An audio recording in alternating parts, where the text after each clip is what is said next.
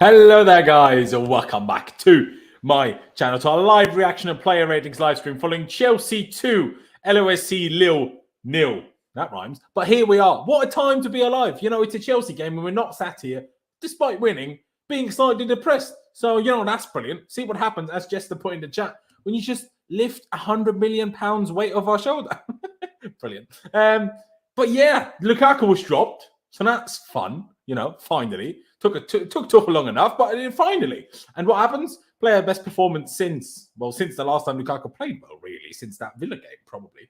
I guess the second half against Liverpool was very good. But it's weird because today was good, but I don't think we should lose our shit today in terms of it was good.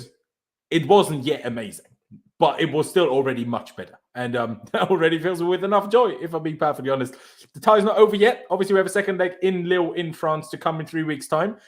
But it's looking good. It's looking good. It's a good position to be in. And I am very, very pleased. I'm also very, very pleased to already welcome two very special guests. Con will join us in a few minutes' time, I hope. Clutch, thank you for coming. Pulisic took his chance, didn't he? Yeah, for sure. I mean, been saying it for weeks now. I mean, you play the guy in his position, you give him that confidence, he's a confident player. He's going to show up and he's going to give you big performances. He looked like he was ready to take people on today. He looked up for it, whether that's Champions League or whatever. I mean, he worked really hard today, but I think the thing that was more important to me is we looked better as a team. It wasn't one of those games where we slid out a 1-0 victory towards the end. We didn't play well. We played well throughout most of it. Our attack looked fluid. Kai was dropping back. Like, everything I wanted to see and what I've been saying for the last couple weeks happened. We look better with Kai because he moves defenders. He finds those positions. So for me, I mean, it was just, this is what I wanted. This is what I got. And I'm very happy about it. There you go. The only big downer we had today was, unfortunately, the two players that were arguably in the best form coming into this game, Kovacic and Hakim Ziyech, both had to be subbed off injured. Obviously, we don't know the extent of the injuries. Both of them walked off the pitch themselves, but they were both limping quite a bit. So not fantastic. Obviously, we have a couple of days or a fair few days until the cup final on Sunday. So I guess, you know, there's still hope that they're back fit, but I guess we'll find out what Thomas Tuchel potentially says after the game. Someone said in the chat that Kai Havertz didn't think we played particularly well. I mean, yeah, well, we'll get into the detail of that, how good we really were, how bad we really were. I mean, we weren't bad at all, but how good we really were, I suppose. But like Clutch just said, we just looked better. We looked more fluid. I mean, especially the first 15 minutes was outrageous. Like, we haven't played football like that essentially since we beat Juve 4-0.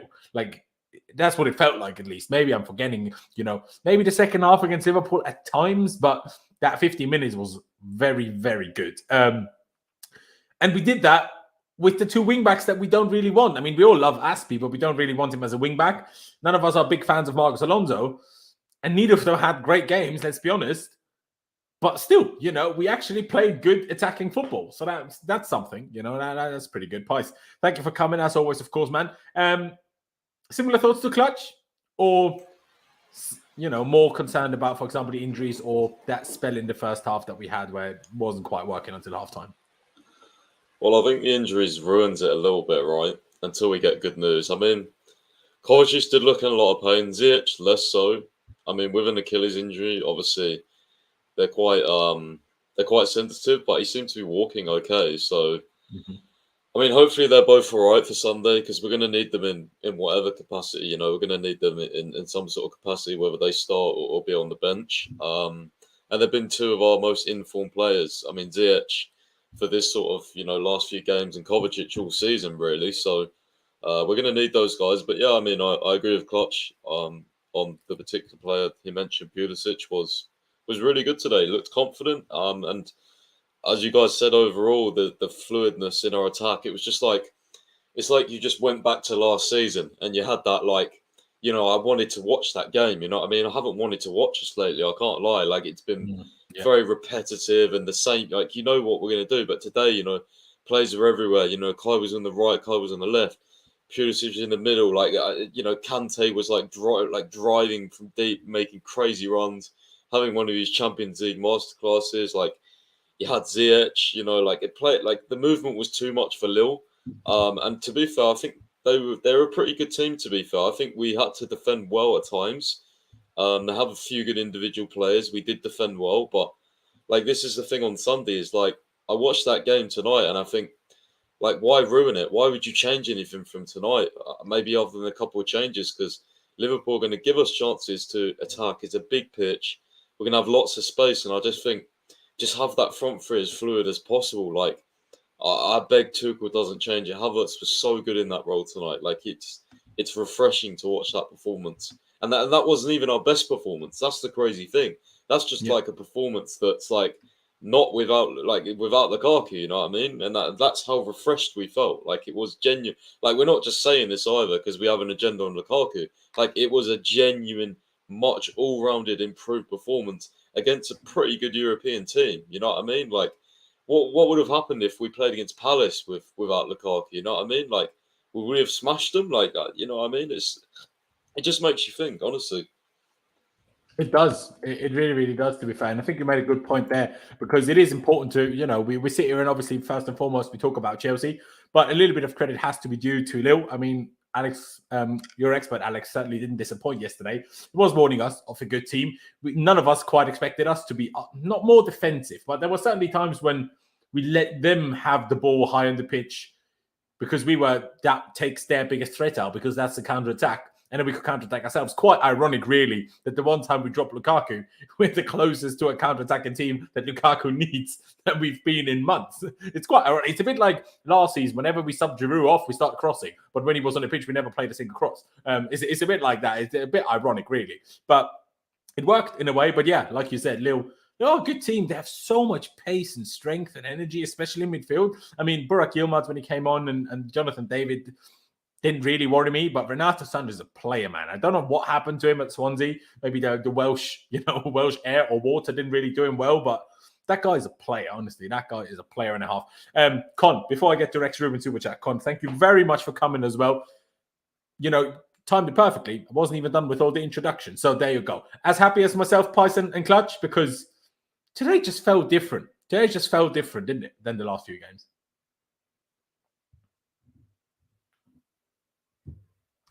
I cannot hear you, Con. Oh, can you hear me now? Sorry, my bad. Yes, I can hear you. All good, go. Yeah, no, of course I'm happy, bro. It's a 2-0 win in the Champions League, you know. Got a clean sheet. Mendy stat pads these things. Lille are a decent side as well, bro. Like you said, Renato Sanches is a tidy player. How he's still playing for Lille, I don't know. Bamba was causing problems today. He's a nice player as well.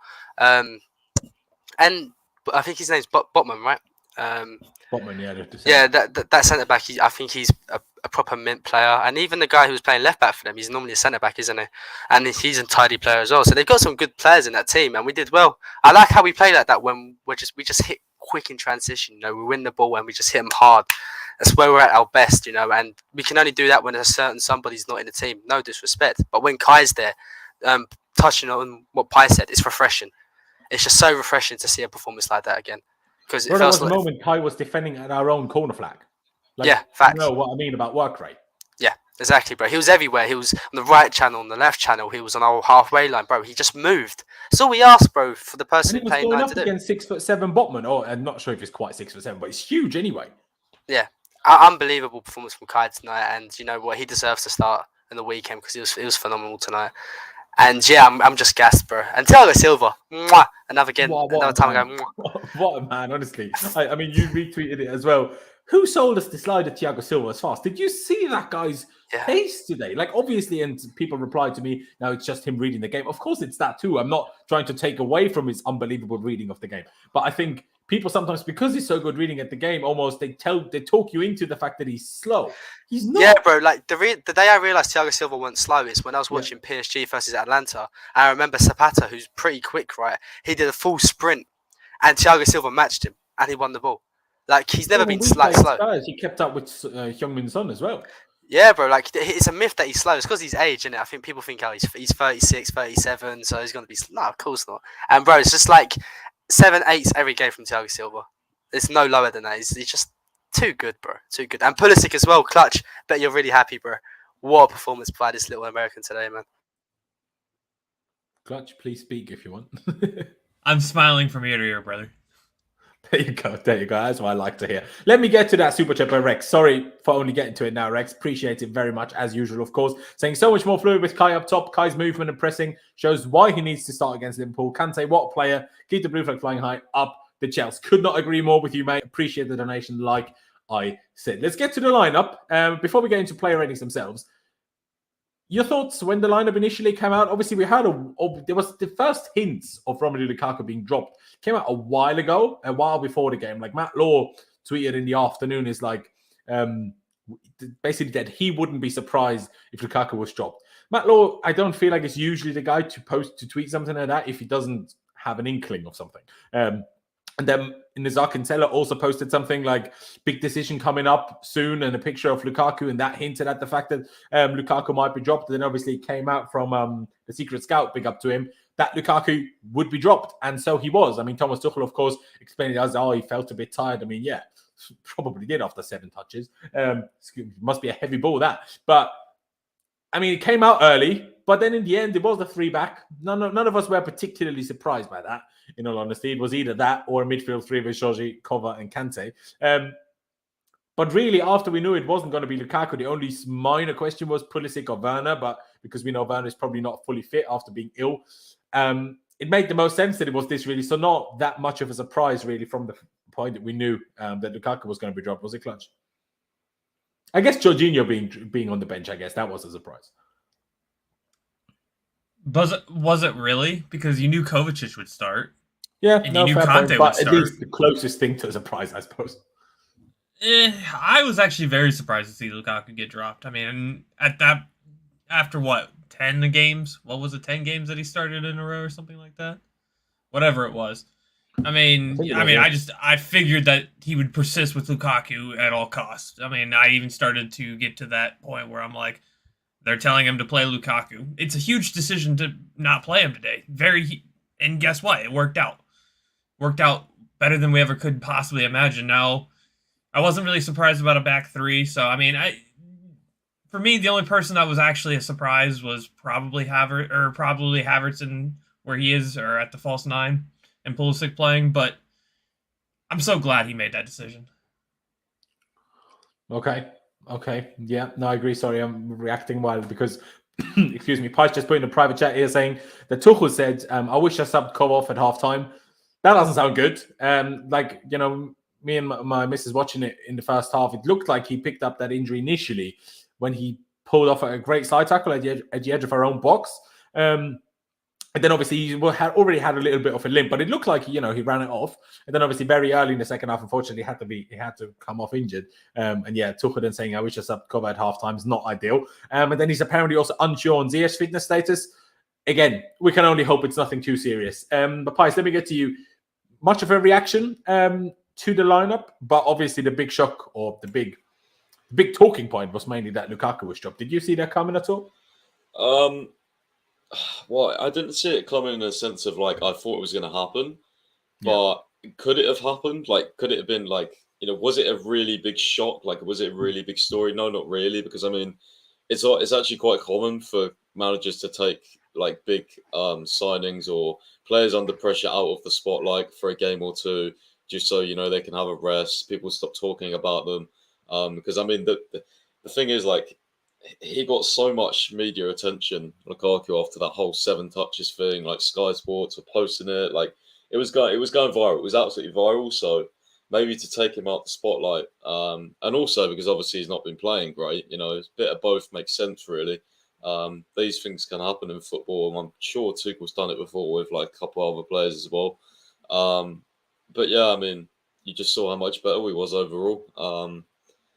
And again, it's an interesting dilemma for Sunday. I don't think, based off that performance tonight, like I don't think you can really change much. But we'll see what happens. Like I don't want to get too ahead of myself, because at the end of the day, like, it's sort of saying, if you bench Lukaku once, I don't see a way where he is just on the bench, even if we're playing so well. Like, it just, having that £100 million asset on the bench just doesn't make sense to me, because his value will just keep decreasing. So, yeah, I don't know. It's a weird one. I guess the question is what deteriorates his value more, playing the way he has been playing or sitting on a bench? Because, at least while you're sat on the bench, the ones that do like him or that do rate him can say, well, if we had Lukaku, this would have happened. If he plays and he shows a stinker, no one has anything to talk about. Do you know what I mean? So, I'd argue it's better to be on the bench than play like he did against Palace and a couple of other games in the last 10. But obviously, it can't always be that bad. I do understand that. Con, biggest surprise to you also the fact that Lukaku was dropped? I mean, obviously. But similar question. I'll go along with it. Obviously, there's a good chance we'll speak about it ahead of the Liverpool game. But on the back of this, not do you think it should be Kai, but do you think it will be Kai? Or do you think Lukaku's back in? Bro, I don't know with Tuchel. I want it to be Kai. I think it deserves to be Kai. Will it be Kai? I really don't know. It's 50-50. After that performance tonight, in my head, I'm thinking it can only be Kai, considering Lukaku's last performance and Kai's last performance. But we know what Tuchel's like, man. He forces Lukaku into this team. For what reason? We don't know. I'm not here to make conspiracy theories, But, nah, in my head, it's Kai. Yeah, I'm going to go with Kai. It has to. Tuchel, man. You're a smart man. You see what Kai did the game. You have to. And against Liverpool of all teams, it has to be Kai. We need intensity in this team. And if we can't get intensity from the guy from the front, it's going to have a knock-on effect through the whole team, So, it has to be Kai. Yeah, I do agree. And I hope it will be. Because we kind of shot all our bullets off very early in the last stream where we put all of our energy on it when we were talking about the attackers. And then by the time we got to the defenders, we were all a bit like slumped. Let's start with the defenders again today. Even still leaving Mendy to last so we don't, get confused with ratings. But like Jester and like obviously Fantasy PGA Tour earlier in the chat said, please do smash the like button, ladies and gentlemen. It's just one click of a button. It really helps me out with the YouTube algorithm and pushes these videos, these live streams out to more people. So if you could do that, it'd be massively appreciated. As well as subscribe, please do. We're on the road to 15,000 subscribers, getting ever closer. Every new subscriber counts. So hit that big red subscribe button for me, please. Can't miss it. Just click that and I'd massively appreciate you for it. But let's get into those player ratings. And let's start off with the back three. And let's start off with the man that Con praised earlier already. What performance from Thiago Silva. There was a couple of his passes in the first half that got intercepted because Lille, somewhat surprisingly, actually pressed us quite high and quite well. But other than that, that man's defending. There was a few blocks in there. There was a few slide tackles in there. Like we talked about, a few spurts of pace. Unbelievable. Absolutely unbelievable defending. I'm not going to go too out and out crazy because, Lille's threat, while being there, wasn't outrageous. So I'm not going to go with the 10, although you could maybe argue it would be fair. But I'm certainly going to go, I'm going to say 8.5. I could certainly be swayed toward the 9, so I'm not 1,000,000% on that yet. But I think I'll go 8.5 as a starting point. But yeah, I was very, very happy with him today, of course. But, the few misplaced passes, if Lille then played that out better, could have gone very differently. But thankfully they didn't. So it's not too much to complain about. Let me start with you, Pice. Thiago Silva. 8.5 too low for you, or would you sit around that area as well? I gotta go for a 9, to be honest. I think anything higher than a 9, maybe, like a assist or a really nice pass that led to an assist or a goal maybe, but overall, solid defensive performance. One of the commentators made a great a great phrase or something. They said something like basically Thiago Silva's like the guy who seems to have written the encyclopedia on defending. And he was there again and again, interceptions, positioning, defending. He was saying he's got it all, and it was just he's spitting facts. Honestly, commentators don't really, speak about Silva so much, man. Honestly, this guy deserves so much respect. He's amazing, honestly. He's so good, so calm in the defense. You can't phase Silva. Under pressure, it just anything. If he's 1v1 with defender, he doesn't panic. He doesn't lunge in. I'd go over 9. He was very, very good. Fair dues. No, to be honest, like I said, I wasn't completely stuck on my 8.5. I might certainly be swayed. Let me go to Con. What do you think? 9 for you as well? Would you like to go even higher than that, or you think 8.5 is more fair? I'd love to give him a 10 just because of his age and doing it, but let's be a little bit less, about that. I agree with Pius. I think he's a 9. He did write the book about defending, He really has. I think we're starting to talk with Thiago Silva of level of Maldini. That's the type of defender we got here. We really are, because It's a 37. big Who's shout, doing man, this? you're wrong. Who else is doing this at 37, bro? It doesn't matter. Not just defenders. Any player in world football. And I'm not just talking about players like an Ibrahimovic who go around at an old age and they do all right. He's at a world class level, bro.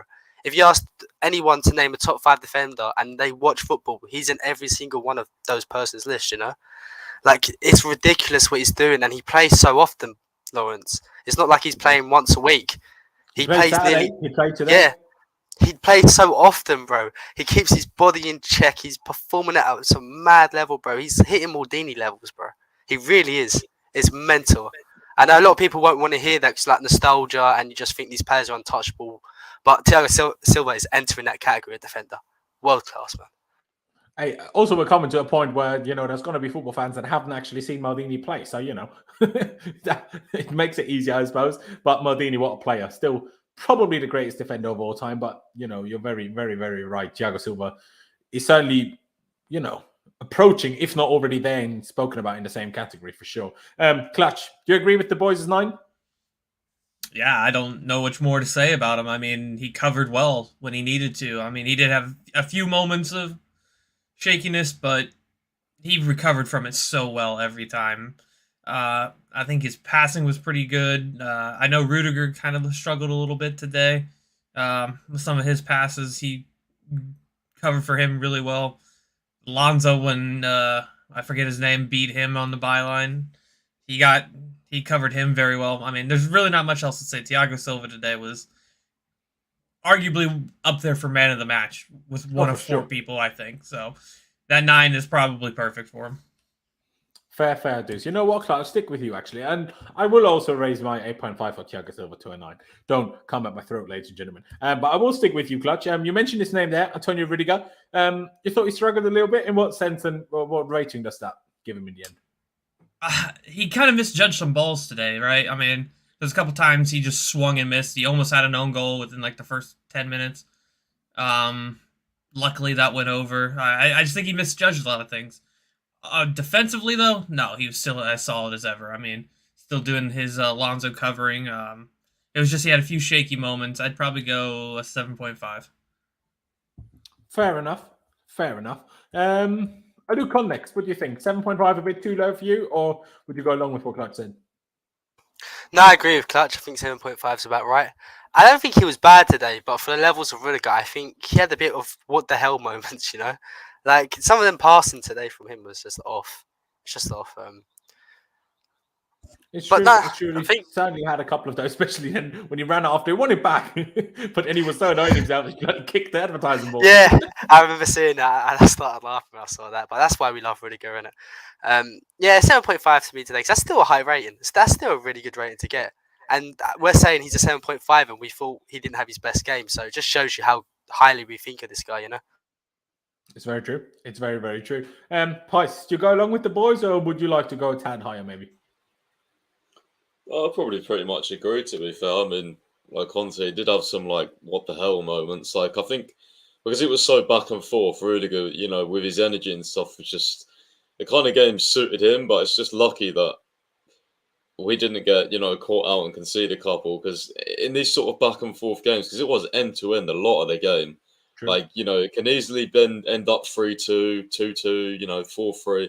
But, luckily the defence saw it out, mainly due to Silva, but also the other defender was really good. But, yeah, I'll go 7.5. Overall, he was solid, but not like an incredible game where he's, the standout, I think, is probably the best side to put it.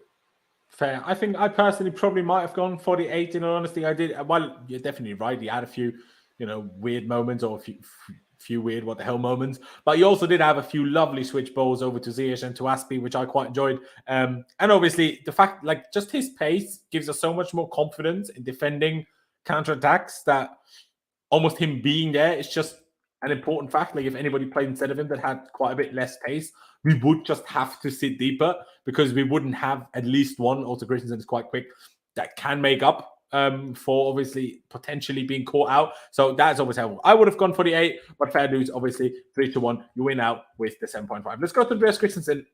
I noticed him less than I did the other two, but compared to Rudiger, I noticed him less because he didn't have as many, misplaced passes and dodgy passes, and maybe less than Thiago Silva because he didn't have quite as many outstanding defensive moments. But I thought a good performance. I might have gone maybe 8 for him and Rudiger, but I will give him the 8 regardless because I thought he was very good. I remember a couple of times when he was on a break, he had lovely interceptions. He did well with his headers. Sure, there was a couple he lost, I'm sure, but I think he generally did well. And yeah, not too displeased. Obviously, maybe has it a little bit easier with Aspie on this side than Rudiger does with Alonso on the other side, but Aspie didn't have the greatest of games. Although I saw someone in the chat say, Aspie had a great game. Work rate-wise, unbelievable, but, was kind of caught in the middle of nowhere sometimes when balls were played over the top. It wasn't quite high enough to be pressing, but wasn't low enough to be defending, and then was just in the middle of nothing.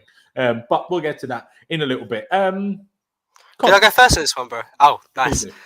Just because someone sent me a tweet of his game, because thinking about it, I couldn't really remember much he did, so this might help. So he had 2 clearances today, 1 block shot, 2 interceptions, 2 tackles, 1 of 2 ground duels, 1 3 or 4 aerial duels, had a 93% pass accuracy and 2 long balls, completed out of 3. So he had a really solid game on the terms of numbers, and the fact we didn't notice him, it's not a bad thing, if you don't notice a defender. If you don't notice a defender, they're clearly doing something right. So I'd give him an 8 today because the numbers are there. He had a good game on paper. I can't remember him doing one thing bad, and I like it when he steps up with the ball and he tries to progress it. I like that about him. Like he's really comfortable on the ball, and yeah, I give him 8 today. I thought he's great. Fair dues. And to the person that said that Christian escaped, first of all, I'm pretty sure he's not, because I'm pretty sure he's had a girlfriend for God knows how long. But also, if he was, stop using it as a negative thing, you stupid idiots. But anyway, 2-8 so far. Let me go to you, Clutch. What do you think? 8 fair? Would you go higher? Would you go lower? I think Khan put the nail on the head with that one. I mean, you didn't notice him, but it wasn't a bad thing. I mean, he was secure. One of the reasons why they flipped Sanchez over there to the right to target Alonso was because Christensen, every time he got by Aspie, Christensen was there. So, or not Alonso, or not Sanchez, the other guy. Forget his name, Bemba, or whatever his name is. Bamba, yeah. But yeah, because I think Aspie was struggling with him, but once he got past him, he had Christensen to deal with, and I think Christensen was dealing with it really well. I'd go with the 8, and I just also want to point out, Thiago Silva was so good today. He had, 2 block shots within the space of, 3 seconds, and they were, 20 feet apart. Yeah, it's true. You're not wrong. I remember it. Yeah, very good, very good. Pice, finish it off for us. 8 for you as well, or would you like to go with something different, even if we probably stay with the 8 regardless? No, yeah, I completely agree. I even tweeted, he's just having so many mature performances, and... if we are to lose him, it has to be a top replacement because he really is a quality centre-back. I said he come on leaps and bounds over, the last year or so. Obviously because of Tuchel, but just in terms of, his toughness and stuff like that. The amount of I think he's got more mature as well in terms of the way he plays. The amount of aerial duels he wins nowadays is crazy. He used to, shy off them and, be a bit, timid and stuff like that. But I don't get that vibe with him anymore. He's really, really mature. I'll go with an 8. Another solid... I won't say calm, but a calm in the sense of off the ball, obviously, but not calm in terms of how he plays anymore because he really does get stuck in. So I'll go with an 8, yeah. Fair dues. Let's move on to the wing backs. Let's do the slightly worse side first. Marcos Alonso. Well, his best game. Nearly scored though. Had that volley that unfortunately he, dragged a little bit too much into the ground and made it a little bit easier for the defender to block. It wasn't actually the goalie that saved it. It was the defender that blocked it. But if he kept it up, 6 feet up or whatever, then that flies in because the goal was not fully empty, but the goalie was on the floor. And, the defender can only block so much if you keep it high enough that they can't block it with their legs. So nearly scored, but obviously was caught out. At the same time, does that shock me that Alonso would be caught out against a very fast, strong, counter-attacking team? No. Tuchel was probably aware of that before. I was aware of that before. We were probably all aware of that before. It was said that in the first half, Tuchel was spending most of the half just shouting at Alonso. It's one of the things that apparently I've seen some journalists tweet that a few weeks ago. And one of the things that people are annoyed about with Alonso at Chelsea is that whatever Tuchel says or the other teammates tell him to do, he never does anything of any of those things. Fair enough with teammates. It's a little bit of a different one. But if the manager is right next to you and he keeps shouting at you to do certain things and you just ignore it, I'm not quite sure how great that is. He certainly wasn't good. But I'm not going to go as low as we've certainly sometimes gone in the past, like a 1 or 2. I will give him a 4. Still, there were some reasonable moments in there, I thought. But it wasn't amazing. Maybe should even go 5. I think 4 is okay. I mean, we'll see what you boys say. Maybe I'm way off. Let me go with Clutch first. This on this one. What do you think? To be different, I'm going to go 4.5, but I pretty much echo what you said. Wasn't very good. He did actually have 2 shots. He had one that the goalie saved in the beginning. That should have been a goal. True, yeah, that was a good one. If he gets that a bit high off the ground, could go in as well, yeah. Yeah, he had 2 opportunities I think he should have taken. I can only remember him getting done in at one time, at least from a run. I think he had a couple good moments over there. He was... and he had a good moment up top when I think he caused one of the chances where he dribbled past somebody and then got it to Ziyech or something. I think that, I don't think he was terrible, but he wasn't great. I mean, it's kind of like just below par, so I'd say 4.5. Fair enough. You can see the different opinions of people. Someone saying 4 is too low and too negative. Someone says 5. Someone says 5. Texas Blue said 4 is too high. A few people just said 4 like us. So, see, clearly that caught in different minds. But 4, 4.5, that's where we sit at now. Pies, let me go to you. What do you think? Yeah, I'll probably give him a 4.5. Just I don't think he was terrible going forward. I think defensively he was really bad. I think Silva screamed at him 3 times today. He lost his runner 3 times, and Silva was going absolutely nuts at him. So yeah, I'd probably go with a 4.5. I mean, maybe even a 5, because I don't think he was dreadful, but I mean, those runs could have led to something. So I mean, you have to mark that down, because it was poor defensive awareness for him, and we've seen that so many times over the years.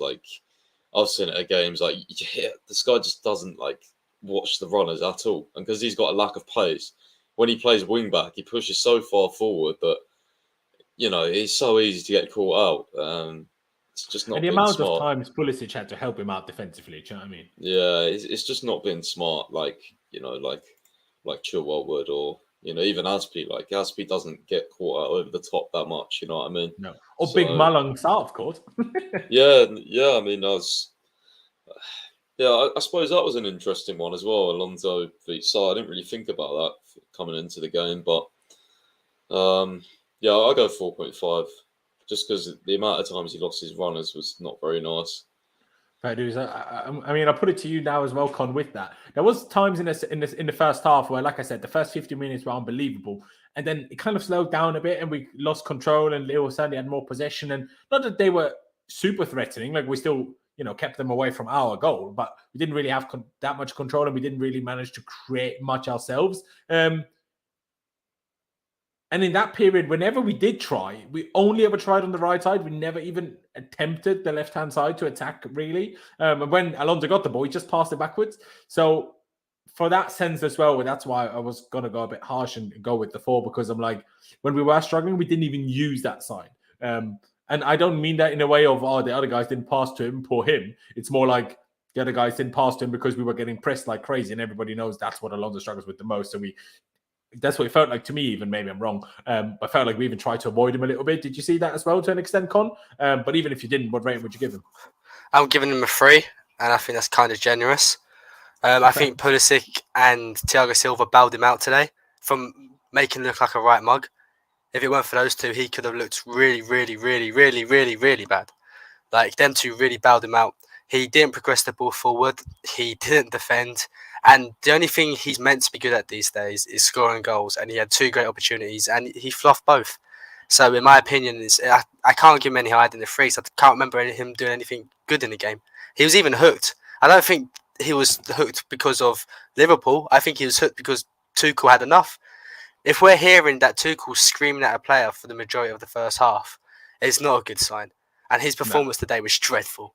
He was dreadful today. And I don't want to get onto him too much. But he's just I said to my friend in the first 10 minutes of this game, bro, I was like, we're playing great here. And then there's always that reminder of Marcus Alonso playing at left wing back. And there you go. Because they just did that one ball over the top to us. Yeah, I can't be asked. We're playing so well. And of course, it's just every team targets it, bro. And it was just poor. It's not wrong. And also cover, in the first half, so many times that they were covering for Alonso being too high and not having not just not the pace. It's also Alonso doesn't realize early enough that he needs to go back. Do you know what I mean? Like, it's not even just that he's slow. He's also a bit slow in his head because it takes him too long to realize that he needs to start running back. Especially, like, I think Piper said it. Not only is he slow, so when you are slow, he's aware that he's slow, probably. He doesn't live in an alternate reality, I presume.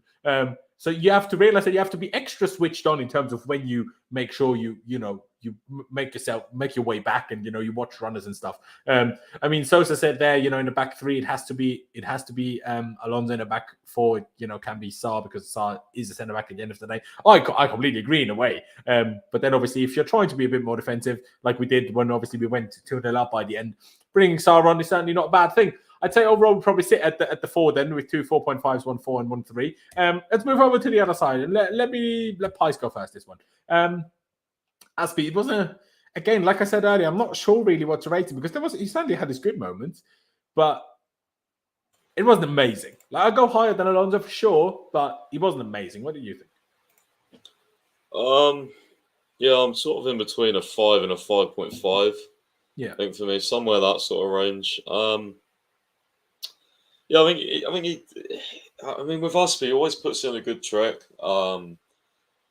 But there was a lot. There wasn't a lot, but there was a few times. One where he got absolutely ragdolled by Renato Sanchez, which then I think he took it past Kovacic, maybe, and shot over the bar.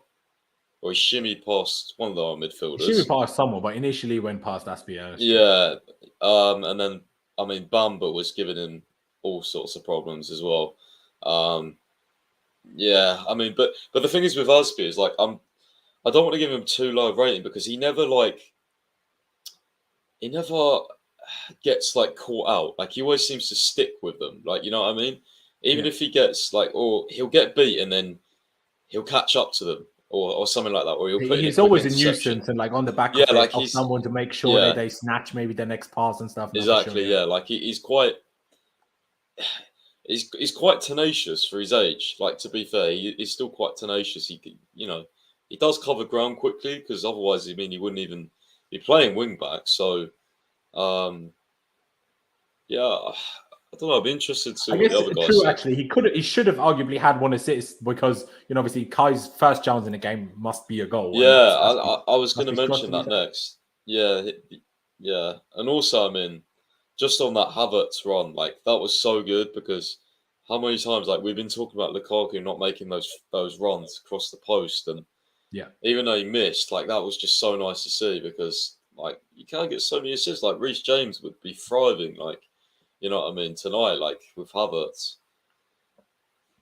Fair. So, in the end, go for the higher one of your 2, or have you actually talked yourself into a higher rating full stop? I'll go over 5.5, and be interested to see what the other guys say. It's interesting. A lot of people in the chat would go quite high. I've seen a couple of 7.5s. I've seen an 8. I've seen a couple of 6s as well, to be fair, but I've seen another 7, 7.5. I mean, but fair dues. Let's see what the other boys think as well. Let me go to Clutch. What do you think? More like what the chat thinking? More like towards what Spice has been talking about? I didn't think he played that well, to be honest with you. Do I think he was terrible? No, I don't think he played well. I thought he was getting beat quite a bit. That's, like I said earlier, I think he got beat by Bemba or whatever his name is, and then Christensen had to bail him out a couple times. He looked like he was just getting like out muscled over there, and also he didn't do much going forward. So I don't think he was bad, because he didn't do anything bad that led to a goal or led to an opportunity. But I think he struggled a little bit today. But he put in a solid performance. 6. I'll go 6. Fair dues. What have I just seen here? To be fair, but yeah, Bamba is actually a good player. That is definitely fair. Con, finish it off for us before I go, I suppose. 6, 5.5. Would you go even higher than that? I don't know if I'm way off here listening to you, but I'd go with a 7. I was really impressed with Aspie today. And we can make about that Bamba point. I think you guys both mentioned it, but Thiago Silva got skinned by Bamba as well in the first half. If you remember, that's true. So, and we thought Thiago Silva, I think as well, he was a shoo-in for man of the match. So that one moment, considering where it was in the pitch as well, it wasn't like it was going to cause us any danger where he got skinned. Is what it is. It happens. He created the best chance of the game for me. I think he created the chance of the game, and it's for once I actually saw him overlap a lot. Like he normally never does that, and today he was overlapping like mad with Ziyech, and that's what we've been asking him to do because Ziyech gets very isolated in this system, especially in this formation when he doesn't have that overlap. Because we saw Mount do it. What performance was that when Mount was doing it? I can't remember. Can I change my? Go ahead. I'm sorry. No, that's fine, bro. What you want to say? I'm just going to change mine to a 6.5 because the Havertz chance, first chance he had was from an Aspie cross. Yeah. So that, for me, I thought he was really good. I think he, besides that one point with Bamba, he's defensively really good. I think he's really aggressive in the attack as well. Like, he's making overlapping runs. Even in the box, like trying to win headers and stuff. At one point, like he was like playing striker. I was like, what are you doing, Asby? But I liked it. Like he was aggressive going forward today, and that's what we criticised him for. And today, he really didn't hold back. He was going forward and he created the best chance of the game. So for me, that's a 7. I know you guys probably don't agree, but... No. I might not go quite as high as the 7, but I will go with that 6.5, which is why I got rid of the other numbers because that's what we sit on in the end. Like I said, I did think there was moments where he was caught in kind of the middle of nowhere in terms defensively, but, say I start at 6 in terms of rating. Take off a few where he got beat and, maybe wasn't in the perfect position. But then I do think he did more positive things going forward than he did negative things defensively. And so I was going to go just higher than the average 6. So I'll go 6.5, which would then sit on in the end. It's interesting how that split because, there was some people in the chat also going lower. It's a tough one. See, I would like to go Kante first because, people would think, and certainly people, especially while Sarri was a manager, would think, Kante is the DM. But no, he's not. Kante was basically almost playing on the line with Pulisic and Ziyech, while Kovacic was, until Ruben came on, basically the sole 6. So Kovacic, as much as that whole system, that's the main reason why I don't like Kova and Kante together is because it limits Kova. But then when Kante, even plays offensively like he did today, then no problem. He didn't try to score, thankfully, like he did against Palace, because that probably wouldn't have gone well. But, when Kante does that going forward, I have no problem with Kovacic having to sit back, but I feel sometimes a bit bad for Kova because he can't express himself to the very best of his ability. But still, obviously, had to come off injured early in the second half, but still a good game until then. Couple of good runs, but for the most part, just decent passing, a few good tackles as well, clutch tackles at the edge of the box where he actually picked up the injury, I'm pretty sure. Excuse me. The one thing I will say, though, is that I thought Kova and Kante had no connection, no relationship today. The amount of misunderstandings these two had, like individually, they had fantastic games, but whenever they tried to pass it between each other, the amount of slightly overhead passes, or, the guy expected him to stand and pass it to him, or the guy expected him to run and pass it to him, the amount of misunderstandings these two had was crazy. But individually, they were both fantastic, I thought. Kova, yeah, I don't know, probably go 7.5. Could push an 8 if I'm honest, but I think 7.5 maybe it's a starting point. I sit between a 7.5 and an 8 for now. I might change it later. Con, I haven't had you go first for a hot minute. What do you think? 7.5 too low? I was going to go for a 5 with Cover today. Really? Yeah, I was really unimpressed with him today. The first half, I think him and Kante were very flat. I didn't like him in the first half at all. Let's go with Kante. I thought he had a really average first half. He was getting beat so easily. He wasn't brave on the ball like he normally is. He was just passing sideways and backwards. He's not really like Cover. And I think he, like, in his sort of defence, I don't think he was fit to play today. And I think we saw that. He just didn't look himself today. I think he had a really average performance for Cover. And I really rate him.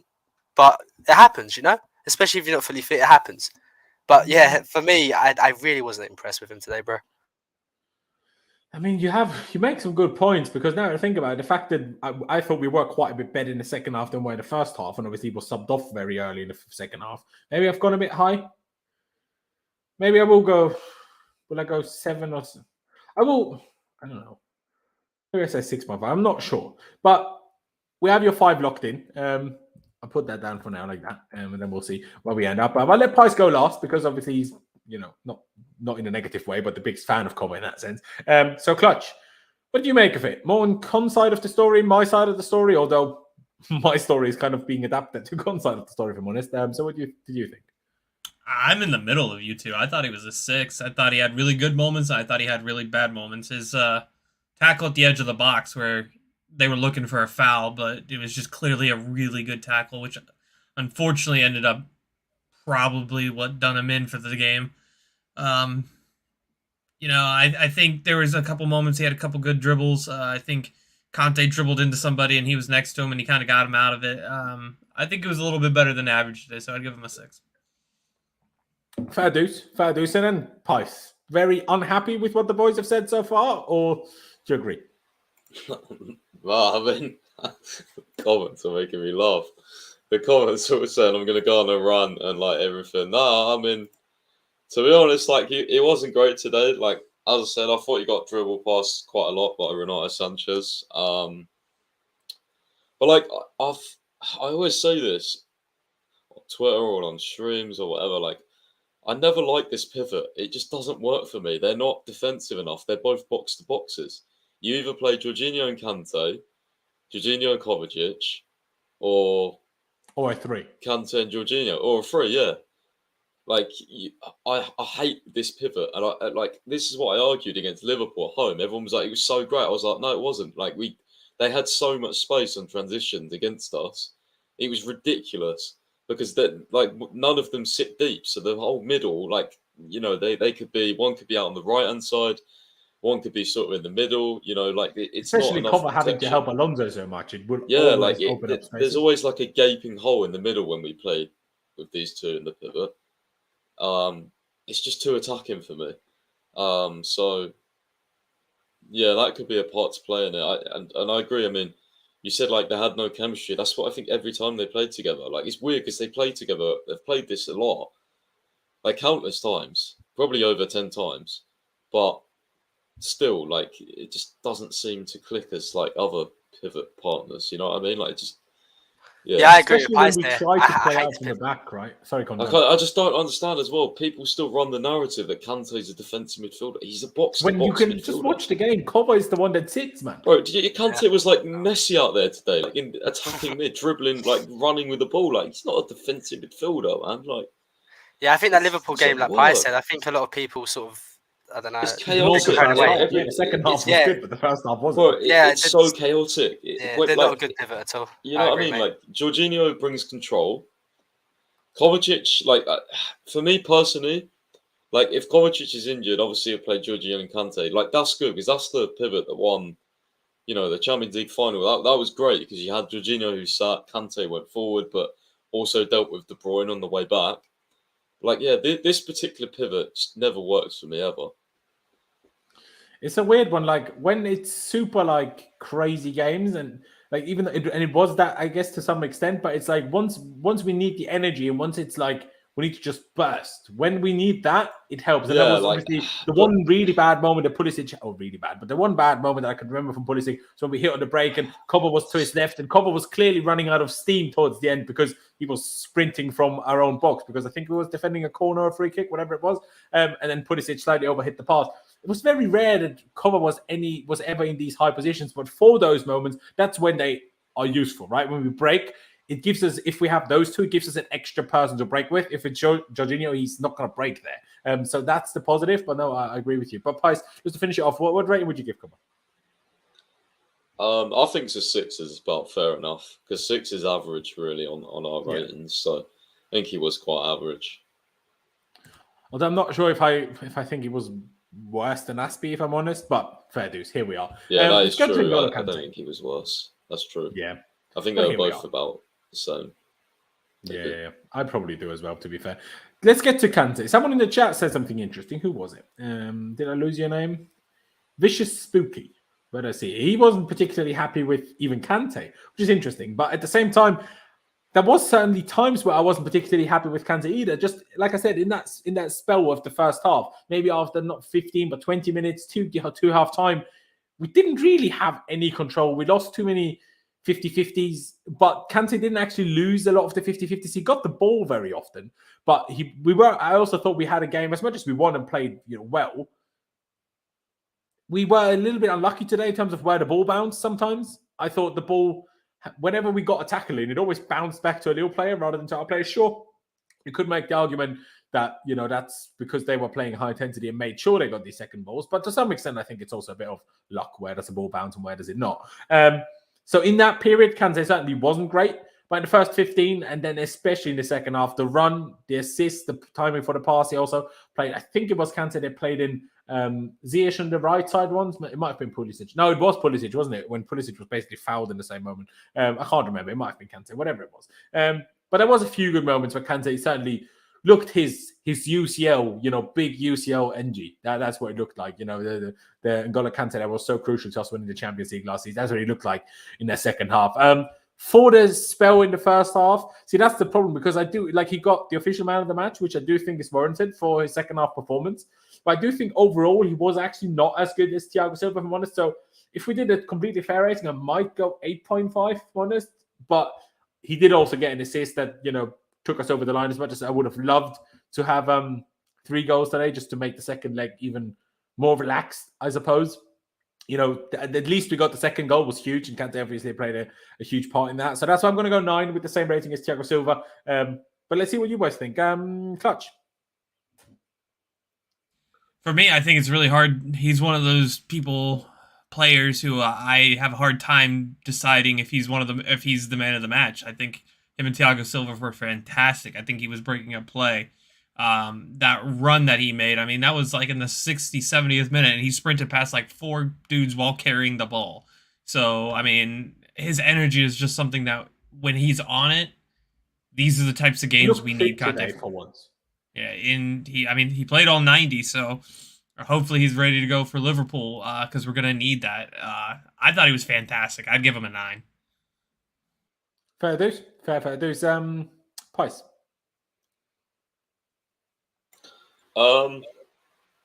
Yeah, probably around about the same. I think we can give him the same rating. 9. Yeah, Kante was really, really good. He was everywhere. Like UCL Kante is different Kante. Like he turns up, man. It's like Havertz in cup competitions compared to Premier League. Like different players. I swear to you. Like even in Havertz's interview, they asked him about like his Premier League form, and he was saying, yeah, like I seem to like the cup competitions. Like it's funny how we can go from the Crystal Palace game where we was like Kante was so bad, and then it's just this game where he's just like unplayable. Not even just Palace though. Like he wasn't great in the Club World Cup final. He wasn't great. Did he play the semi-final? He wasn't great in that either.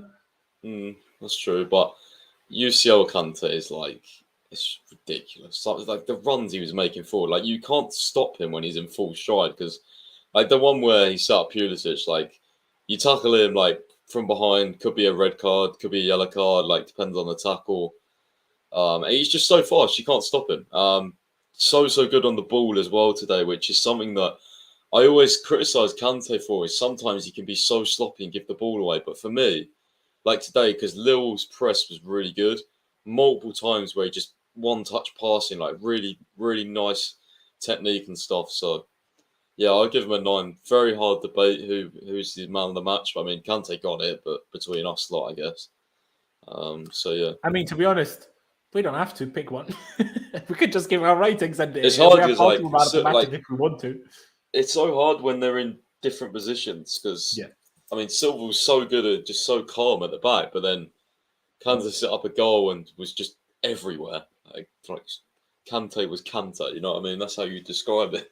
Yeah. And Kante even played like a lovely few like switch block passes, especially out to the left. Yeah, man, that's what I say, man. Like his technique was mad today. Like I know he's got it, but there was a good cross as well in the first half that I can't remember. Someone nearly got on the end of. It was Alonso.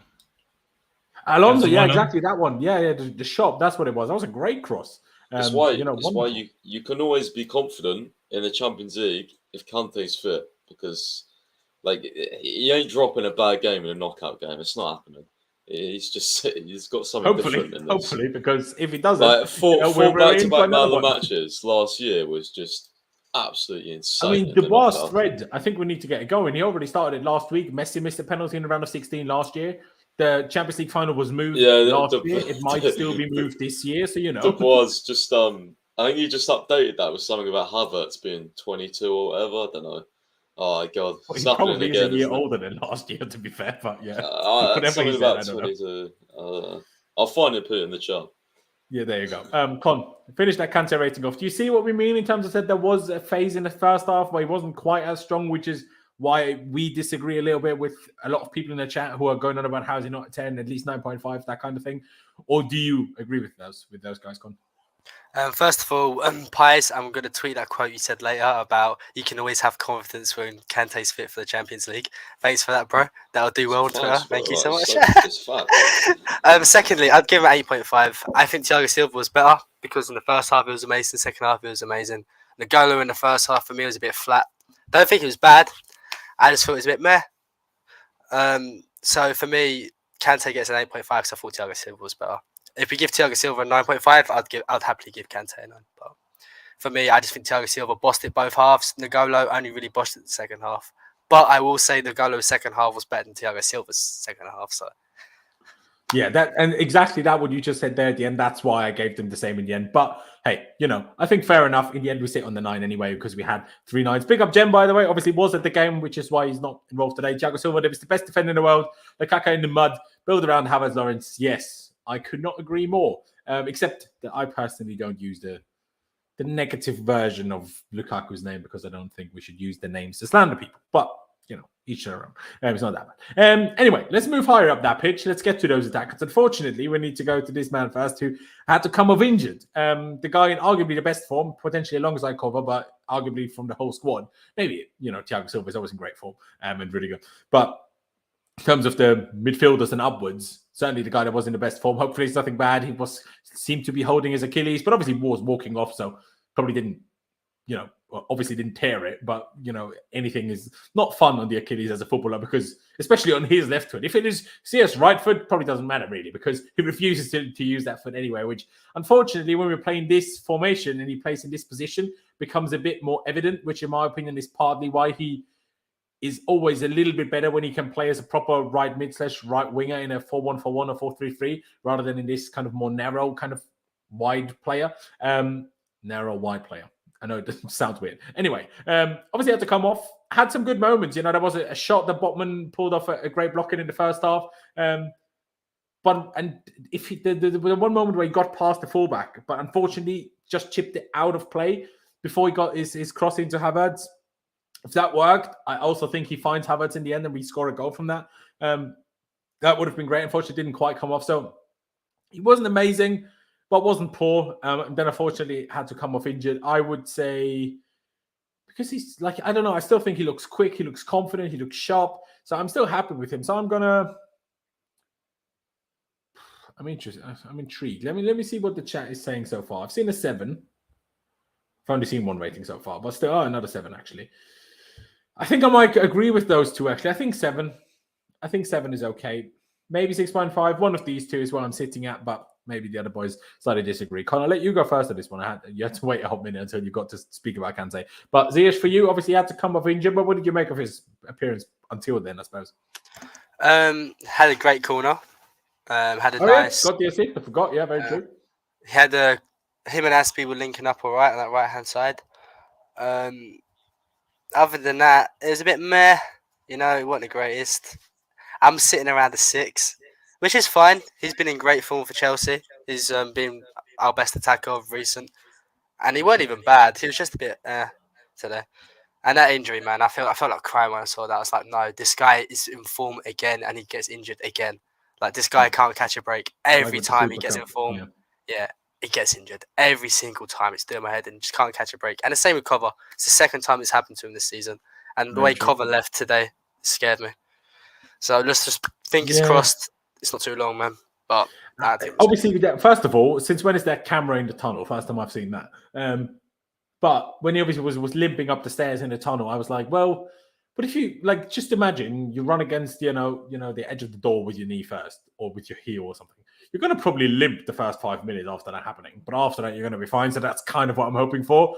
Or I was hoping for until Pice put in the private chat there what Tuchel said that he wished he took Cobb off at halftime. That does make it sound great, I will say. Clutch, let me get to you. 6.5 too high for you? Too low for you? Too high, probably not. But 6.5 about right, which is where it's kind of in between myself and Con, or would you go either way? Yeah, I think I was in between a 6 and a 7, so I think I'm going to settle with the 6.5. You did see him struggle a little bit because I think in this formation it kind of requires you to have a little bit more of a weaker foot. And unfortunately for him, it's I think Pius tweeted or something where he was talking about how Ziyech just doesn't have a foot on FIFA and whatnot. It's just in FIFA they shouldn't even allow Ziyech to use his right foot because he doesn't in real life anyway. So in the WhatsApp chat, yeah, I said he kept using his left foot. Like there was like one chance where came to him and I was just like, use your right foot, and then he tried to cut back on his left and lost the ball. So I was like, he just doesn't have a right foot, does he? Like if he was on FIFA, I said he'd have 0-star weak foot because he always uses his left, like always. I mean, yeah, I agree, and I think that if he did have a right foot, I mean, Havertz and Pulisic would probably have a lot more chances because the guy gets into good positions. Bro, it's just he gets. If Ziyech had a right foot, man, he'd be a Ballon d'Or contender. I'm telling you, he would. I mean, it's a good thing that left foot's insanely good. But other than that, I think it was average. Like I said earlier to you, I think I want to see a back four with Ziyech on the right, Pulisic on the left, Havertz down the middle, and then bring Mason in from the mid. I would love to see something like that because I think that lineup would actually cook most defenses. But yeah, to end it off, I'd just say 6.5 for Ziyech. Fair dues. And then Pice, finish it off for us in terms of Ziyech. What do you think? Yeah, I was thinking a 6, but then I thought, 6.5 sounds a little bit better because I give Cover a 6. I mean, Ziyech got an assist in this, so yeah, I think not much in it, but I think 6.5 is probably the best London spot. Fair enough. What did I say that? Didn't say about Lukaku says we've got a few days to decide. Focus on his touches. You see, benched him due to his focus on his touches, but everyone, Lukaku is tired mentally and physically. Now, yeah. If he's tired mentally, he calls that upon himself. He's not getting any sympathy from me from that one, but sure. And physically, well, then don't start him 10 games in a row when he's playing awfully, man. But hey, in the end, at least he came off at some point. Or he didn't start at some point, and things were better. Let's get to the two. In terms of forwards, stars of the show, Christian Pulisic, let's do him first. See what happens when you play in his best position. Sure, it's a problem in and of itself that he is so dependent on needing to play in his best position. Even though there was periods in, I think, early in the second half, where him and Ziyech actually switched sides until Ziyech had to come off injured, and then Pulisic went over on the left again and then scored. But that's what happens when you play in his best position, especially a player that, as Clutch always tells us, is very relying on his own confidence. And I feel like just when the manager tells him you're playing there today, that in itself fills him with confidence because he feels like, okay, they want me to do my best or whatever. That's what it feels like sometimes. Because not only did he score a wonderful goal with a great run in the build-up, a great cut across the defender just as he got into the box, which is why the defender couldn't tackle him because it would have been a penalty and potentially a red card because it wasn't really that close to the ball. The finish was lovely as falling over. And he had a few good passes as well. Yes, I mentioned the one, for example, when he overhit it to cover to his left, or a couple of times when maybe could have done a bit better. But today he looked a bit quicker than recently. His work rate today was almost deserves a standing ovation in and of itself. Unbelievable. That when he was how many players did we today so far speak about? Aspie got rinsed by Renato Sanchez. Kova got rinsed by Renato Sanchez. Even Kante on one or two occasions got rinsed by Renato Sanchez. But once Pulisic was with him, stayed with him in terms of pace. And then what wonderful side tackle to put it up for a throw-in. So fantastic. I'm not going to go quite as high with him as for Thiago and for Kante. Because, I do just think our forwards in general, or I guess maybe mostly the left side, although he's obviously hampered a bit by having Alonso behind him. There was just a few moments where it almost felt like you could see that we weren't used to playing fast football anymore because we stopped doing that. And I'm not even just going to blame that on Lukaku because that's the whole team. But today we tried to play some fast football and then the precision wasn't always there, and that included him to some extent. But overall, very good, very happy. I'm going to say 8.5. If people are going to go higher, no problem from me at all either. You know what, Clutch? I'll not actually let you go last. I'll let you go first. Christian Pulisic, hit me. I do think he's up there for man of the match. I do think he has the potential for today, but hence why I've only gone 0.5 lower than the two highest rated. You know what? I'm going to go 8.5. I do think there wasn't much he could do else. Because you remember in the second half when we came out, I think he caused three different key passes in the span of 3 minutes. He was one of the players just absolutely taking it to him. But yeah, I think this is what you get when you put him on the left. Him and Ziyech were linking up pretty well today. Him and Havertz always link up well. They seem to have this connection. I think there was a couple times Havertz was played in behind by Pulisic. I go for 8.5. So I think he had a pretty good game today. Oh no, he definitely did. He definitely did. I mean, that comment made me laugh though. Also, the US men's national team talking about that gritty, and then Chelsea's like, no idea what that is, but we're here for it. So similar for me, but maybe I'm just a boomer. Who knows? But 8.5 so far. Pice, 8.5. Do you agree? Would you go higher? Would you go lower? I mean, I'd probably go over 9 to be honest, just because of the work rate as well defensively. From a left wing position, I really rate that. So I think I'd go with a 9 because also I got Kante a 9 and Silva a 9. And I think all three of them, maybe even Havertz, like we'll see. I think I can't really split them to be honest. I mean, Kante got an assist, was everywhere. Pulisic did everything. He was good at dribbling, you know. He scored the goal. So, I mean, yeah, I have to give him a 9. Like, I have to. Otherwise, my Kante rating just doesn't make sense. So, yeah, 9. I hear what you're saying. Like I said, I could certainly be swayed. Con, are you going to help Pi sway me, or are you going to go for the 8.5? This PR machine, I'm going to give him a 6 because of clutch tax. We hate clutching these ends. Clutch agenda and that. But I'm joking. I'll give him a 9, actually, yeah. I'll give him a 9 because he did everything today. He created a big chance for Havertz. It was a great save from the keeper. He scored a good goal.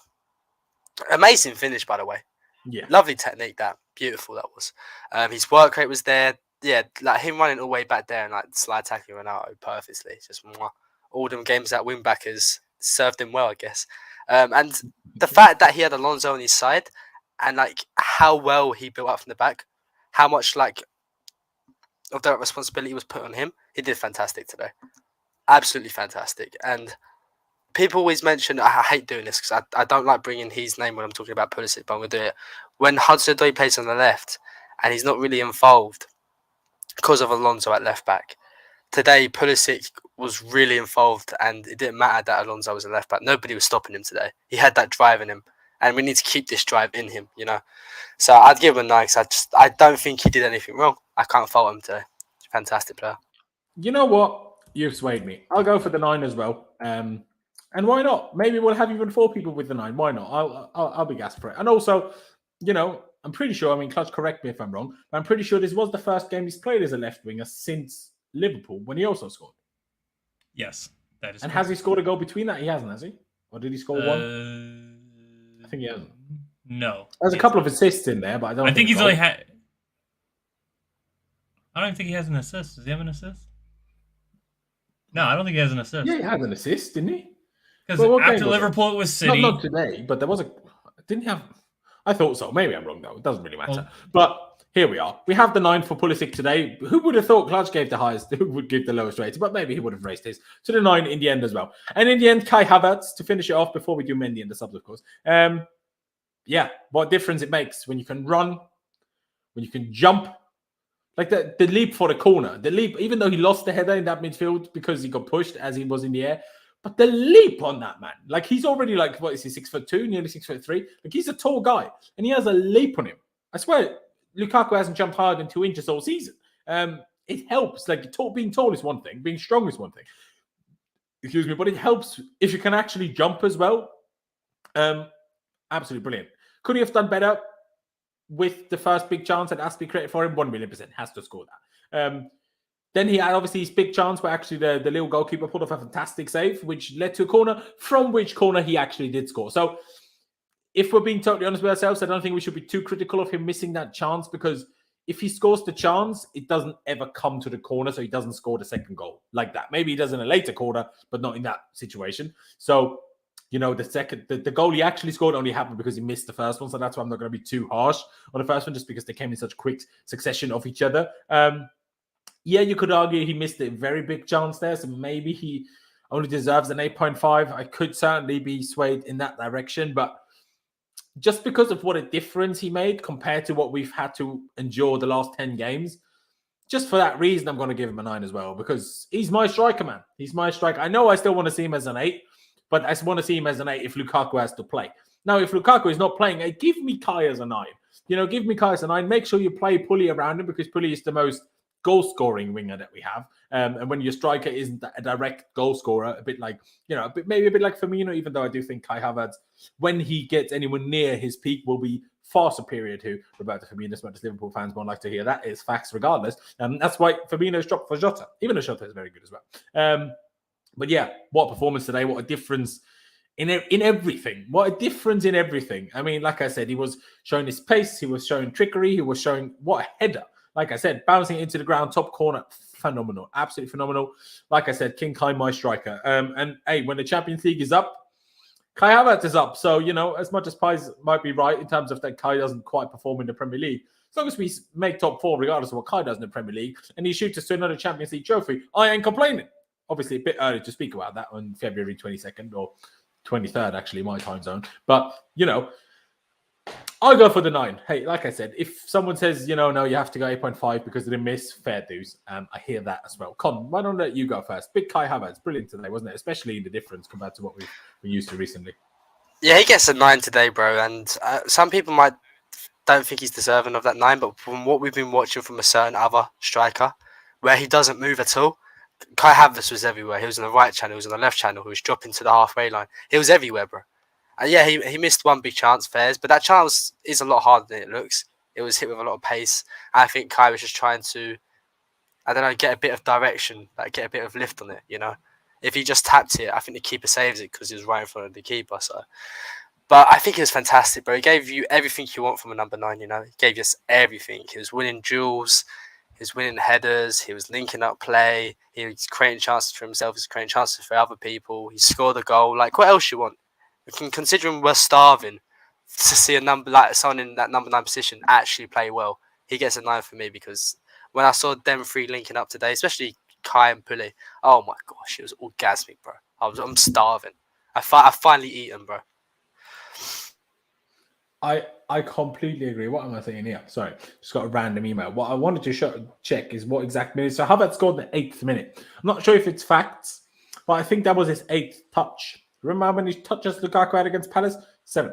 It took Kai Havertz 8 minutes to have more touches than Lukaku in the last game, and he scored in that period. So, I don't think there's much of a debate to be had at the moment. And quite frankly, if Lukaku starts, especially over Havertz, but just full stop against Liverpool, it's unfair on everybody else, Mr. Tuchel. And I will also say a little bit of extra credit for Kai Havertz, because Kai Havertz certainly got a little bit of criticism as well, or got a good bit of criticism after the Palace game, and rightly so to some extent. I do think people ignored the fact that he was playing out of position while Lukaku was playing his position. But I do think Kai Havertz heard of that, basically in terms of the criticism, because he looked to be releasing the ball a lot quicker today, which, hey, when there is criticism and players take it to heart and try to work on it and improve it, that's when criticism can actually be a good thing. Don't overdo it. And I know I'm sometimes, a victim, or not a victim, a culprit of overly criticizing. But hey, here we are. We're fans. It's an emotional sport. How boring would it be if I would always be completely objective and fair and reasonable and level-headed? That'd be boring. Big up Elias. Well, guy, come on. But yeah, big up Havertz, and also big up Cranky Pants for that comment. My OCD is so happy right now. So big fan of that. Pice, 9 too high for you because of the miss, or would you go along with it for Kai? See, this one I was going to actually go for a 9.5 just because of his all-round performance. I think it was probably the best on the pitch. I'm here for Pi's positivity. Yeah, I think it was the best on the pitch, honestly. His all-round game was just sensational. From going from Lukaku to this was just... yeah, bro. He just gave me flashbacks to last season, because although we missed a few chances and stuff like that, the all-round team performance was so much better. The attack was just much more fluid. It was just much better. As you said, he dropped the linked up play. He can do all that. He's not got a limited skill set.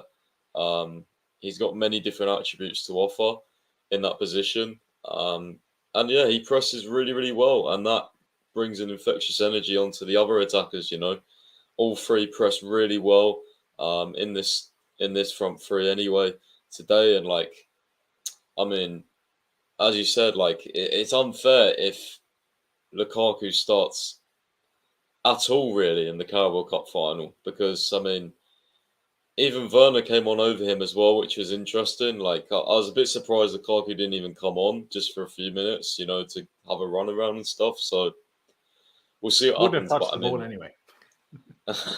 yeah, I mean, like Tuchel, like the fans can see it. Like if he starts Lukaku in the Carabao Cup final, I'm just like, this can't It be his must work. decision. If he Like, started and we like don't win, that would be a problem for Tuchel. it can't be just his decision, because how could like he's not stupid. He would have watched that performance today and seen how nicely our attack linked up and how nicely it all worked. And like these ain't no mugs either. It's not like we played like Malmo or something in the group stages. We played Lille. They won the league title last season. I know they're not having a great season this season, but like, bro, you saw them play. They're clearly good. bro, like, they're not a as good good as us, team. but Like they're good. they're a good team, so you can't just like say, oh, you know, it's just Lille. Like, of course, they're one of the worst left in the Champions League, but they still deserve to be here. They're still a good team, and they did give us some tricky moments where we had to rely on Thiago Silva, Christensen, Rudiger, who have got pretty high ratings because they attacked well at times. So, yeah, I think he has to start the final. I want to see this. I want to see this again, but obviously, if Ziyech isn't playing, probably then Mount, which I think would work even like so well as well, because Mount's pressing is off the radar as well. So Especially with his right foot, yeah. yeah, like I'd like to see this again, honestly. There you go. I agree. I mean, like I said, I would go for the 9. But Clutch, finish it off for us. Do you sit on the 9 or would you go along with Pice's 9.5? Although, judging from what I've seen in the chat, even if you do go 9.5 and I put it to the chat, I think we'll have to end up on the 9 anyway. Nah, I'm going to go at 9 because I think all 4 of those players, any one of them could have been man of the match, and I don't think anybody could have argued it.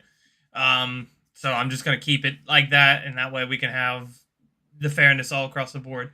But it goes to show you why I prefer Havertz there than Lukaku. I mean, I don't think this should be a Lukaku slander, but I mean, it's obvious at this point. I think we just look better with a guy who's willing to come back to get the ball if he's not getting the ball, or make a run to cause space to open up for someone else to make that run. It looks so much better with somebody like Havertz, and like Paya said on Sunday, it has to be Havertz up top. It just has to be. And if it's not, then we're going to know there's something else up behind the scenes. But, I mean, Ziyech is not going to be there probably, or hopefully he will. But if not, you're going to have Mount. And last year, in my opinion, the best attack we had was Pulisic, Havertz, and Mount when we put 4 across Palace.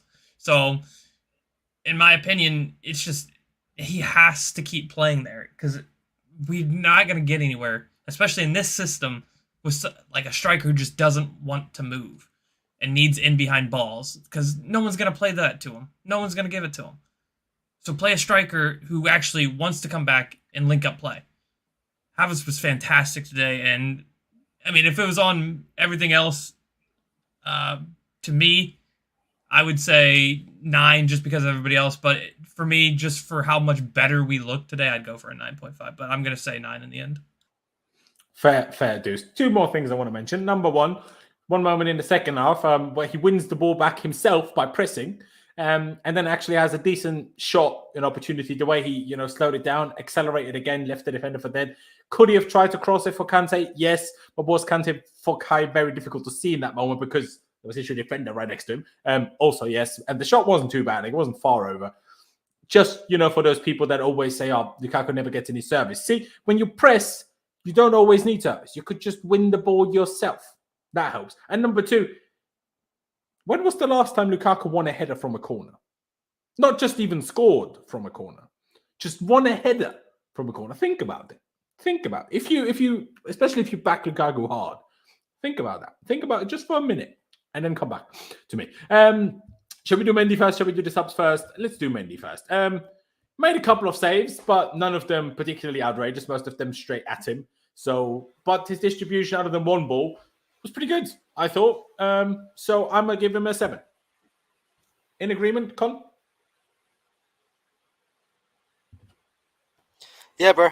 Happy with a 7. Fair dues. Pice?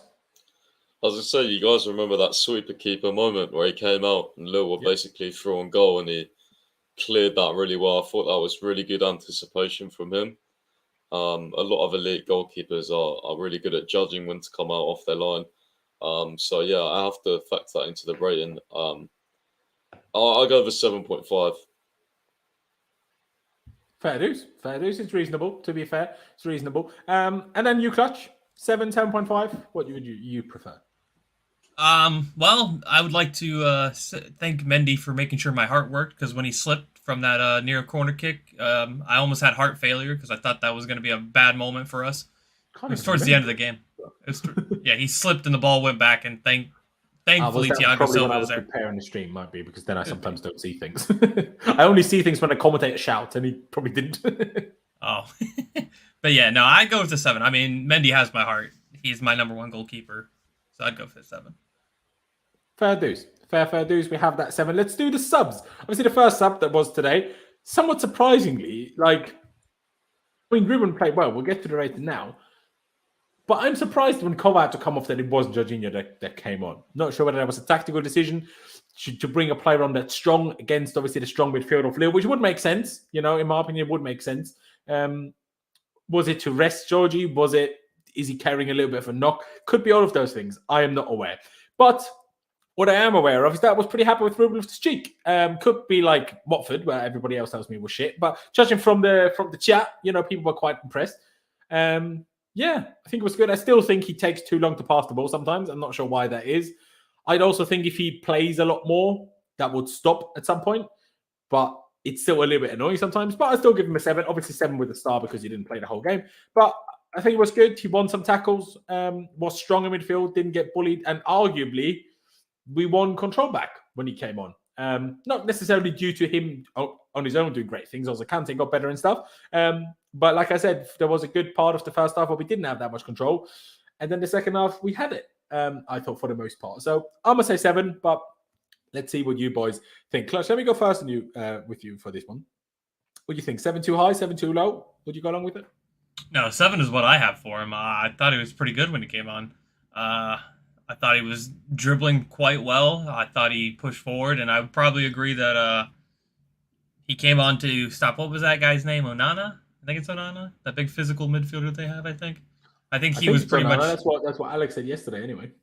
I think he was brought on to deal with that, and he did it well. I thought he bossed the midfield for the most part. He did have that silly foul at the end, but hey, everybody has those silly fouls, so we're not going to slate him for it. 7.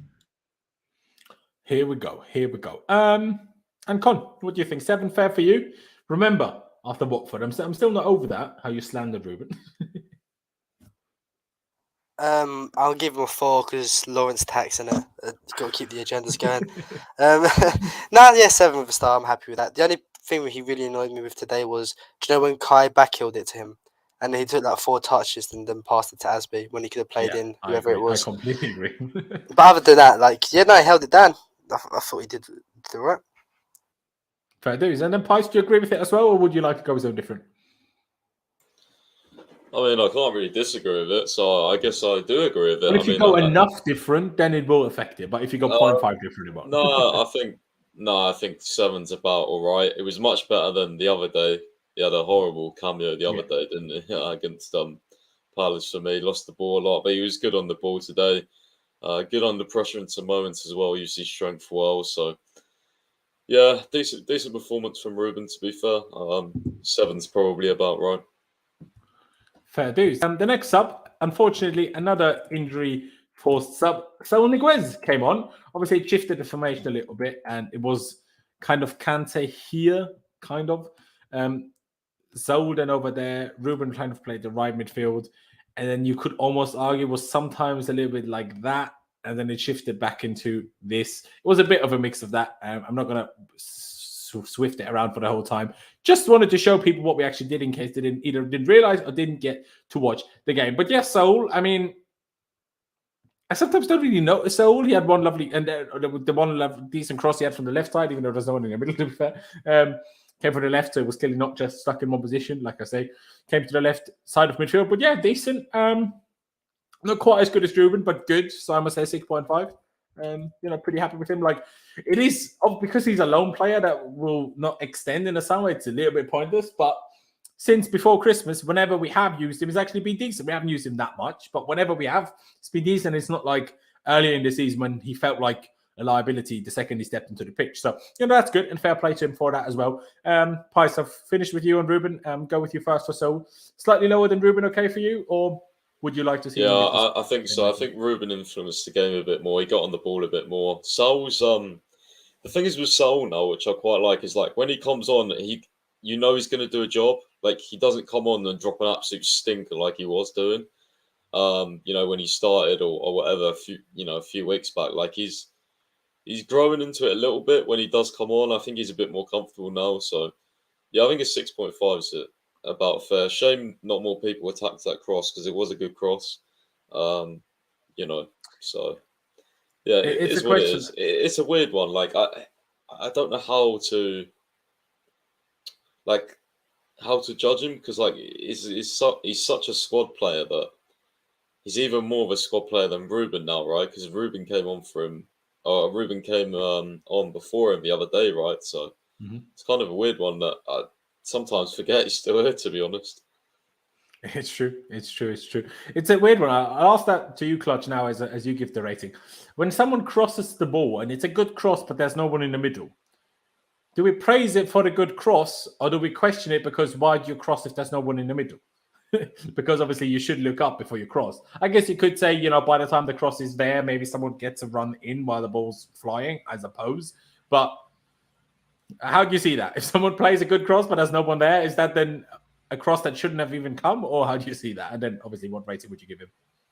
I think it depends on... I mean, if you look around and you see attackers who are running, then the whole idea is what they teach you is just put it in a dangerous area and hopefully somebody goes and attacks it. But it was pretty late in the game. I didn't see anybody, maybe Timo, I guess, because he was on the pitch at that time, going to make that run to actually do anything with it. I mean, Havertz worked his socks off this entire game. So, I mean, I wouldn't expect him in the 88th or 85th minute, whatever it was, to be super sprinting down the field. But I don't really blame him for it because you have to take those chances. I mean, that's something we were talking about yesterday, is you have to take the chances to put the ball somewhere where somebody can make something out of it. But you know what? We'll give him a 6.5 because, I mean, the Saul we're seeing now is a completely 180 from what we've seen in the beginning of the season. And I love that I'm not having a heart attack when it comes on. There you go. And he seems to be, reasonably happy here. Seems to be like these Spanish guys, much as none of us are big fans of Alonso. All three of them currently, the main Spaniards that we have, aside from Aspi, obviously, in terms of Saul, Alonso, and Kepa, that don't... I mean, Alonso now with Chile's injury, of course, but even now sometimes gets dropped from alongside. You don't see these guys really like... You're never really too worried they ruin like the dressing room. I know obviously Alonso had the whole West Brom moment, even though his side of the story came out and certainly sounded very different to Lampard's side of the story. Again, I'm not going to... I spoke about that with somebody else already, and I was like, well, I'm not going to hold Lampard too harsh for that because maybe Lampard, when he last spoke about this in the post-press conference, didn't actually know yet how the real story was and then just didn't, correct it. But maybe in that situation, if you slate someone that hard in a post-press conference and he only found out after, maybe he should have corrected that in the next one, maybe. But, who knows? Every story has two sides to it. But yeah, Con, finish it off quickly. So 6.5 for you as well, or would you go with something different? Yeah, bro, I'm happy with 6.5. He came on. He looked all right. Just did his job, didn't he? Don't really have much to add on to what you guys said. There you go. But Con, I will stick with you just because obviously there was a lot said already now before you got your goal. Timo Werner came on for Christian Pulisic after, let me check, 80 minutes. So it wasn't much. If you want to, you can say NA. But anything you want to add on Timo? I'd give him an NA because I can't really think of him doing much. He didn't really get much opportunity. It didn't really go well. Yeah. So for his sake, I want to give him an NA. Yeah, it's weird. Like, obviously now he had the flu and, he's had a few injuries as well. But similarly to Pulisic in a way, but Pulisic is kind of getting there again now. He just, Turbo Timo and how fast he was in that first season. Just doesn't look anywhere near as fast anymore, which is a shame because the only real ability he had, if we're honest, except his movement, obviously. So that's a bit of a shame for him, but hopefully at some point it will come back. But chances are by the time he comes back, he'll be sold to somewhere else. But hey, here we are. Everybody else in agreement, Pice, with DNA? Yeah, I still don't see, I don't see this losing pace thing. For me, he was going to absolutely burst everyone until he got fouled. Yeah, but the fact that the guy fouled him, even though Timo started ahead of the guy, meant the guy caught up with him. And that's what I'm saying, essentially. Yeah, I don't know. I still think he's rapid. Oh, he's still quick, obviously, but I'm just saying, because he was so quick. Like, I mean, mate, fair enough if you think still he is. For me, it's like, first season, he just, no matter, like, he could just, it's like, having a Ferrari and the other guy next to you is driving a Fiat Punto. Do you know what I mean? Like, he just stepped the accelerator and was just gone. And that doesn't quite feel like that to me anymore, but I do still hear you. But let's have that NA. Clutch, do you agree with it as well? Yeah, I agree with the NA. And on Malong Sarr, my guy Malong, love him, big fan of him. But, I mean, I literally didn't notice him on. After he came on, obviously came on. It was a double substitution when Timo and Malong came on. But yeah, I didn't notice him once, so I'm just going to put down the NA. I don't think anyone's going to be in disagreement with that. Just for, highlight's sake, because that's the position that was finally changed today. Thomas Tuchel is going to come here with Kai Havertz. Better late than never, as they say. Better late than never. He did take Lukaku out, and oh boy, what happened? I mean, he said himself he wished he took Kobo off, so maybe I should downgrade him for that. Maybe if he says it himself, because he clearly got that one wrong. But yeah, I don't really know, because I want to give him a 10 because he finally took Lukaku out, but at the same time, I almost don't want to because it took him too long to do it. So that's why I'm going to put a fifth 9 out of 10 rating on today for Thomas Tuchel as well, just because, like I said, I think it should have come way earlier than today that Lukaku was dropped. But hey, like I said, better late than never. We've got a good win in the Champions League. We're in a very good position for the second leg, but still obviously open. Always more difficult to play away from home than it is to play at home. But at the same time, by the time we play the second leg, Reece James should, all things considered, be fine. Hopefully, Kova and Ziyech will be back fit. So, I guess the situation is looking quite good. Clutch, I'll let you go first. 9 for you, 10 for you. Would you go lower than my 9? No, it's going to be a 10 for me. I think the thing that I've been coming out of these performances over the last couple of weeks is, why are we not changing the things that are going wrong? And I had doubts whenever these games end. I didn't have any doubts today. When this game ended, I was like, okay, we played well. Maybe not up to that same standard we were against Juventus, but this is a positive step. And I know a lot of people say Tuchel's is not the manager that I like. No, I love Tuchel to death. I'm not always going to agree with everything he does. I mean, that's kind of how it works in this sport. But you've seen when you start putting players in the positions that we know they can be dangerous and they're effective. So for me today, Tuchel has to be a 10. He did everything right, other than his own admission that he probably should have taken Kova off. But even at that point, if you ask Kova, hey, do you want to come off? Do you think you can handle it? And he's going to tell you yes, because, I mean, I know that's just the kind of person he's going to be. That's how these players are, is they're not going to tell you they want to come off because they're hurt. So, I mean, today it's a 10 for me. Fair dues. Pice, 10 for you, 9 for you? It's hard to argue a 10 against a 10, to be honest, because, I mean, you got everything right. Would I have liked to see Sarr over Alonso? Yes, of course. But, I mean, I don't know. I mean, it's a Champions League game. I can understand maybe for the experience, I guess. I'd like to know, what's going on with Jorginho as well, because I thought he would have played, to be fair. I know he played, obviously, Crystal Palace, but... I think it was specifically because of the physical midfield. I don't think it was any other reason. Yeah, potentially. Still weird that Ruben came on, though, for him, I think. That is a bit strange. I found that strange as well.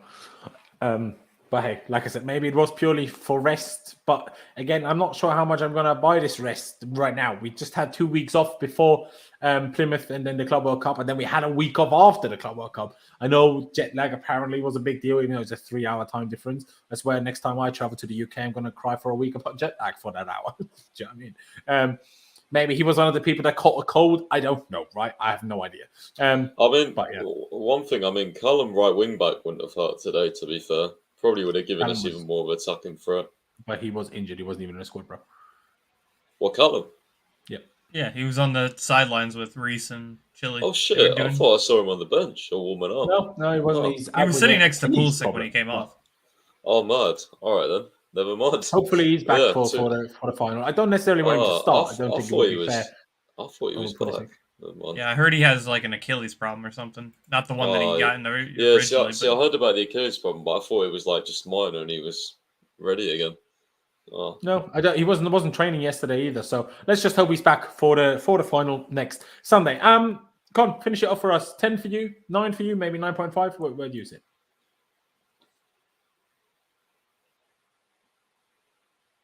Con, cannot hear you. Did he die? He's muted, I think. Yeah, sorry, bro. I was muted on my other mic. Oh, good. My bad, bro. With Tuchel today, bro, I'm gonna just mark him down a bit just because of the cover situation. If he knew there was a problem at half time, and himself saying he should have brought him off, he should have brought him off. He's a very important player to us, and we ain't got him for Liverpool now. So for that reason alone, I'm gonna give him a don't 9. lose hopes too soon, maybe. But yeah, I'm gonna give him a 9 today because that could have been avoided. So Fair dues. I guess in the end we have a 9.5, which, not too far of what any of us have said. But ladies and gentlemen, I think we're going to round it. I think for once we didn't actually go for 2 hours, which is quite good. But it's still, nearly 1 hour 40. And we still have over 200 people watching. Should have probably told you when we had over 300 people watching earlier. But regardless, if you haven't already, please be sure, ladies and gentlemen, to subscribe if you haven't already. We're on the road to 15,000 subscribers. Hit that big red subscribe button down below. For me, smash the like button as well. Let's get to at least 150 likes. Why not 200? But let's aim for 150. Doesn't cost you any money, barely cost you any time. Just click that like button for me. It really helps me out with the YouTube algorithm. And wouldn't that be quite nice? But yeah, finally a performance where it's not just a win, like obviously we had against Palace, like we had in the Club World Cup, but also performance which we can be happy with. It wasn't perfect, but it was much better. And that's what we all wanted to see, isn't it? Hopefully we can take it another step forward and make sure we get another trophy on Sunday. Because Tuchel hasn't won a trophy yet at Wembley. So we need to change that. Make him win that trophy. Boys, please do. Obviously, Liverpool in good form. Even their new signings playing well. In Luis Diaz, obviously. So it will be difficult for sure. Hopefully. Reece James could be involved, but I doubt it. Probably going to be on the bench. But maybe even off the bench an option. Better than nothing. But Mount should be back, which is, I guess, in theory good, even though his last performances haven't been that great. Anyway, you could argue. But now that Ziyech is potentially out, will be Mount regardless. But yeah, ladies and gentlemen, I really do appreciate every single one of you that has tuned in today. Big shout out to my 3 wonderful guests. Clutch's Twitter is, of course, linked down below, as is Con's, as is Pice's website. Check those things out. But yeah, ladies and gentlemen, thank you guys for watching. Up to Chelsea, upwards and onwards, and I'll see you next time.